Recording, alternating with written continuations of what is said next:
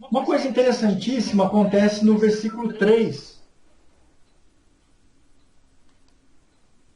quando ele diz o seguinte, essa é a pedir que vocês leiam as suas. Feliz quem lê e os que escutam as palavras desta profecia, se observam o que está escrito nela, pois o tempo está próximo. Quais outras versões nós temos? Bem-aventurados aqueles que leem e aqueles que ouvem as palavras da profecia e guardam as coisas nela escritas, pois o tempo está próximo. Mais um outro aqui. Feliz o leitor e os ouvintes das palavras dessa profecia, se observarem o que nela está escrito, pois o tempo está próximo. O que chama a atenção de vocês neste versículo? Quais as coisas que são familiares e outras que não são tão familiares, mas de qualquer forma chamam a atenção? Eu acho que há um sentido de urgência no texto. Tá? E esse sentido de urgência é bastante típico de situações vamos dizer assim, de crise social e política. Eu estava agora à tarde vendo um noticiário sobre a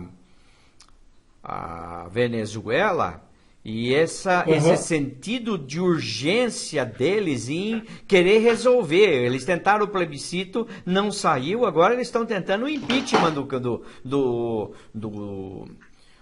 fulano lá, do Maduro. Por quê? Porque o sentimento de urgência de que isso tem que ser resolvido o quanto antes, porque o povo não está mais aguentando, é típico desse momento de conturbação social.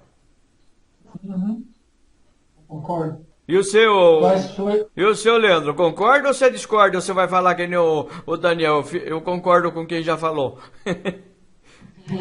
Eu ia falar que eu concordo com o Daniel, mas como ele não está aqui...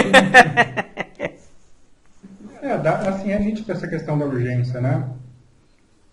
Assim, de que coisa... Assim, dá a entender que para eles o fim, seja do Império ou de qualquer outra interpretação que eles tivessem tido naquela época, era algo que estava para acontecer muito rápido, né? Sim. Além da questão da urgência, a primeira parte do versículo, o que sugere para vocês? Que há uma felicidade em observar estas coisas. Em especial daqueles que guardam, né, o que está escrito, né? O Marcos leu uma tradução aí que é bastante familiar. Eu li a Revista Atualizada e li a Jerusalém. Que diz, bem-aventurados. Vocês já ouviram essa expressão em algum lugar? Lá no Sermão da Montanha. Exatamente. E eu vou passar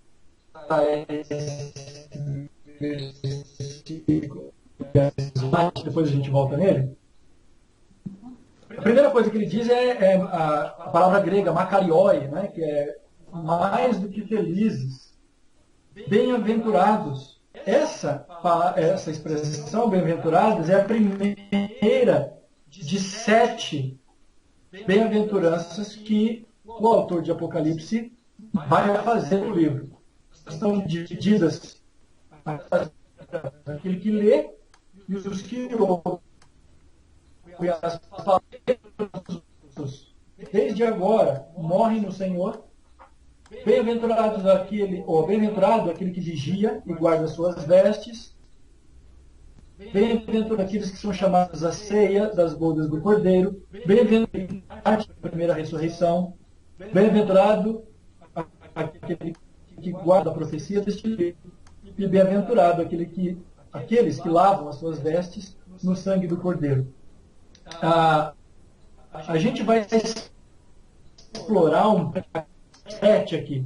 É a primeira vez que ele vai utilizar, na verdade, assim, espalhado pelo livro, né?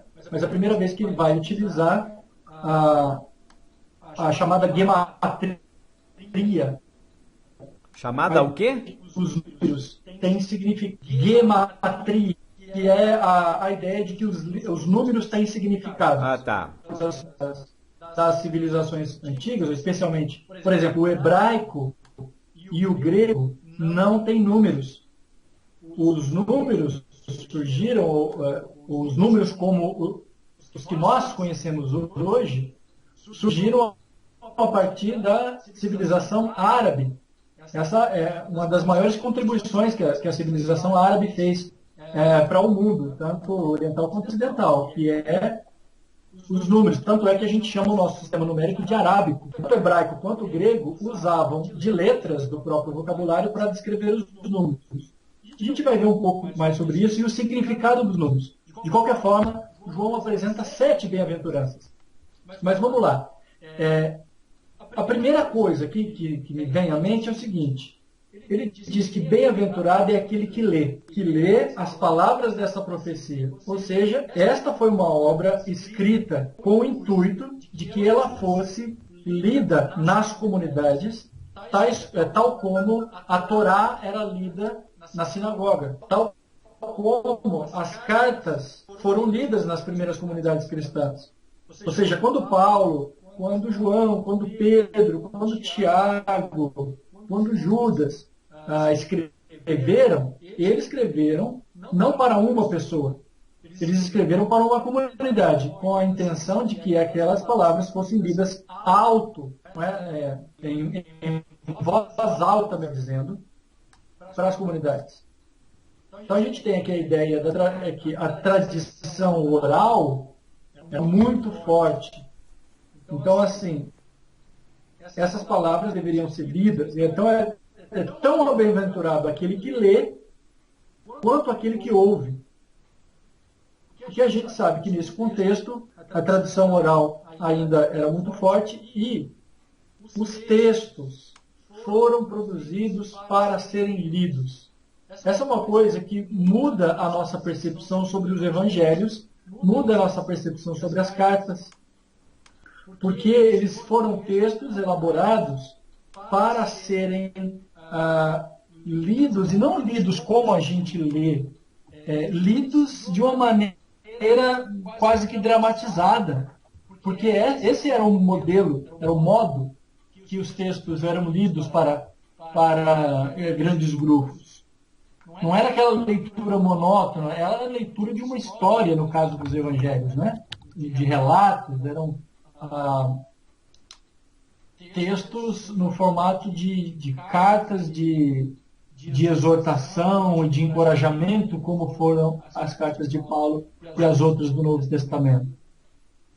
Então, está muito forte aqui a ideia de que quanto mais pessoas ouvissem essas palavras, melhor seria. E aqui o sentido de ouvir a palavra é o sentido não só, assim como a visão, não é só a experiência sensorial de ver, concreta, aqui não é só a experiência sensorial de ouvir, de escutar, mas é de ouvir no sentido de interiorizar aquilo que foi lido. Não sei se vocês veem dessa maneira, quando a diferença que muitas pessoas colocam entre escutar e ouvir. Sim, eu acho que tem muita gente que escuta música, mas nem todo mundo sabe ouvir uma música. Sim. Tanto é que ele reforça a ideia pelo verbo observar, aqui no versículo 3.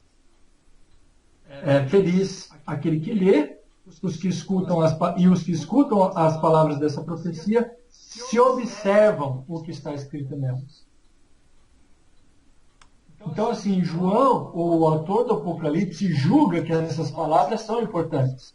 Por quê? Porque ele testemunha aquilo que ele recebeu, e aquilo que ele recebeu, ele dá fé de que é verdadeiro.